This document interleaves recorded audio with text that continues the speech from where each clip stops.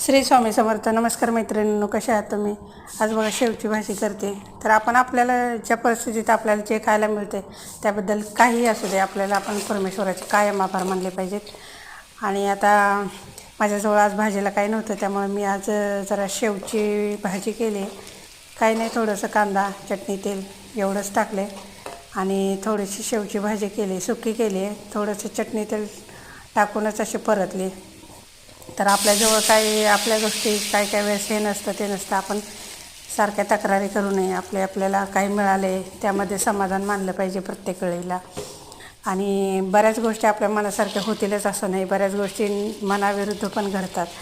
पण आपण त्याच्यामध्ये असं आपलं मनस्थिती चांगली व्यवस्थित ठेवली पाहिजे, शांत राहिलं पाहिजे आणि पुढं गेलं पाहिजे. वेळ बदलत असते, परिस्थिती बदलत असते, त्यामुळे एकसारखी परिस्थिती कधीच राहत नसते. तरी पण तुम्ही असं टेन्शन घेऊ नका.